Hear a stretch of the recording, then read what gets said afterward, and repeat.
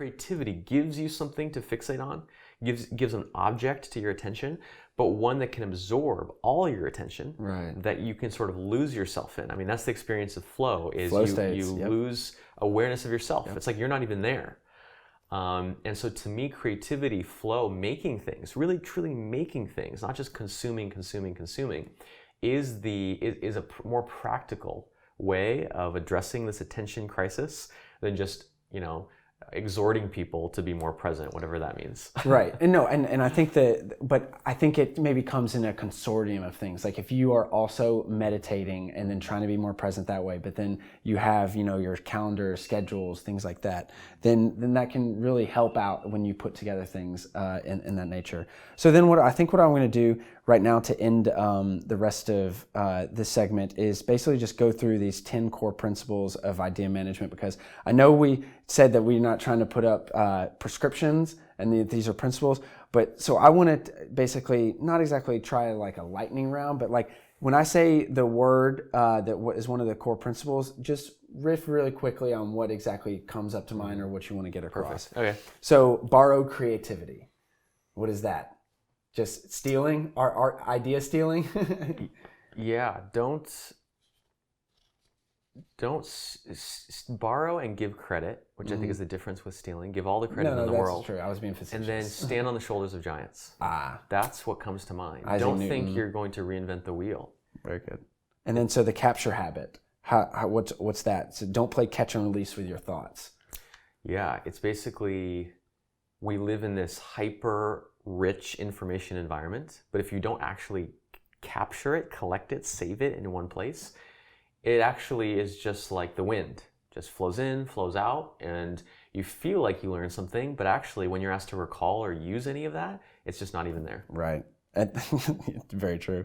Next, number 3, idea recycling. So ideas are not single use only. Mm-hmm. So it's related. It's once you are saving things, collecting things, and you start to look at this little library of knowledge that you're collecting, and you realize, that when this related project comes up, I can reuse that solution. If I came up with a document template for a report that I was writing, I can use that in the next report. Right. If I, made a checklist of all the filming setup and how to set up the lighting, I can reuse that template. It's like every little bit of intellectual labor, and it's funny. People don't think of this as intellectual labor. It is. When you sit down and really think, you just created something of durable value. Don't just get that thing of durable value and throw it into your recycling bin. Use it. Yeah. Okay, number 4, projects over categories. So instead of organizing ideas by categories, you organize your ideas according to the products where they'll be most useful and actionable. Mm-hmm. Yeah, this is my big thing I see in the entire world of organizing information, from libraries to databases to archives, everything. People tend to organize by categories. They think psychology, marketing, gardening, business, like as if it's the Dewey Decimal System. Right. Dewey Decimal works great for libraries. They have a full-time staff. It doesn't work for individuals. Right. For individuals, you want to organize, the best way to organize information is according to the projects that you're working on, because they're right here. They're front and center. There's a finite number because you're a finite human being. It is really a far more actionable, practical way of organizing. Sure. So slow burns is number 5. Stop completing your projects via heavy lifts, grueling slogs of painful work where you create everything from scratch. There is another way, you say. Yeah, heavy lifts are, I'm going to block off. I see people, I need to make a new video for my YouTube channel. I'm going to block off the whole weekend, turn off my phone, no one can talk to me, I'm not going to eat, I'm barely going to sleep. That's a heavy lift, right? And as I'm 34, I'm slowly getting up there in years, and I can't, even at 34, I can't remotely do, in terms of heavy lifts, what I did even 5 years ago in my 20s. Very true. And I can't even imagine, in my 40s and 50s. And so I think we have to start, and also just for your wellness, your balance, your health, you can't keep doing these heavy lifts. Slow burns are the opposite. You slowly start collecting.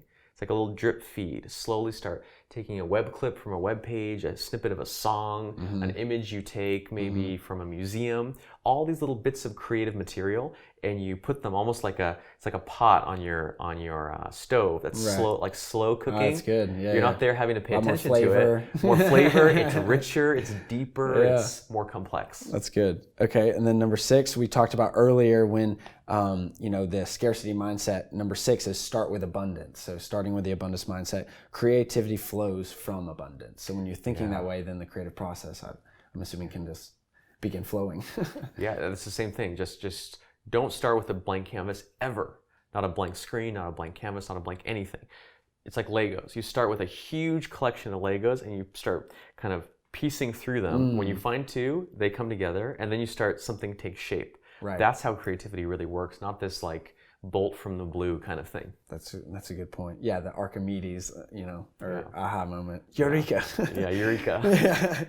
Number 7, intermediate packet. So cranking out work in one big push. This is kind of, I think, similar to slow burns.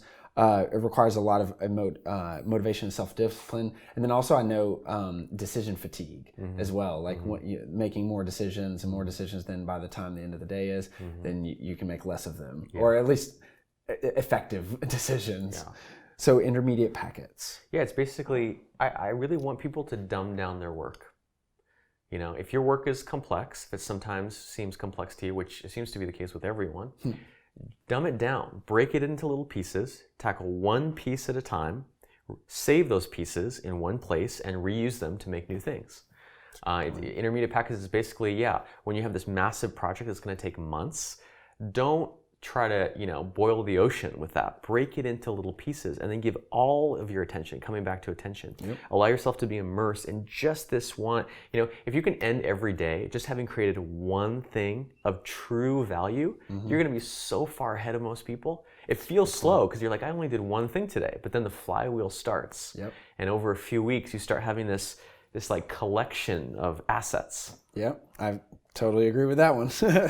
Number 8, you only know what you make. So don't just passively consume huge volumes of information that gets forgotten. Instead, use what you learn to make new things. And that's what I think you just were kind of mentioning too. Actually have something of produce something also. Yeah. Instead of, I see people, especially smart people who like information, like learning, they like to stockpile knowledge. Yeah. I've read 100 books. I've read 1,000 articles. And you're like, well, what have you done? What have you produced? Oh no, I'm just, it's there. It's my secret. Right. You really only know whether you've learned anything once you actually try to put it into practice, and then you actually realize usually, oh, actually, I don't know what I'm talking about. Right. And then you have to go back and actually learn it.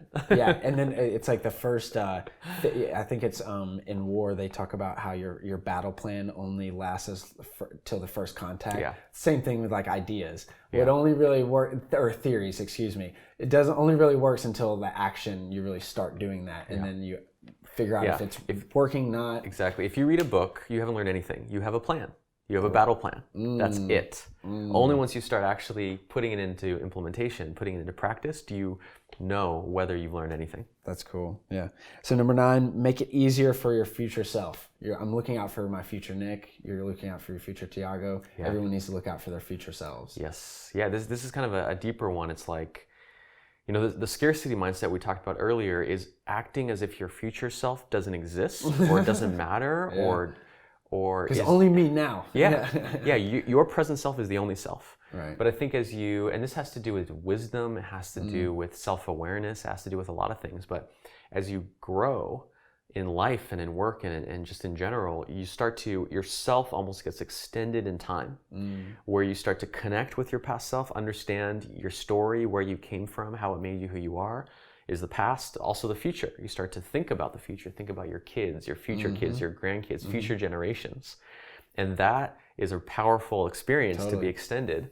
And a relatively minor side effect is you start thinking, oh, the way I'm constructing this, let's say, document now, I could do it a slightly different way that will make my 1 week future self, their job easier. And you start to make different decisions. And over time, again, the flywheel. That person is you, so you get to benefit from that work. It's not like you're giving something away. No, and those are those fun situations when literally you like see something that you've done before that you are now like benefiting from. You're like, oh, thanks, past self who was looking out for me. And that makes you want to pay it forward again. Totally. It's this self-reinforcing cycle.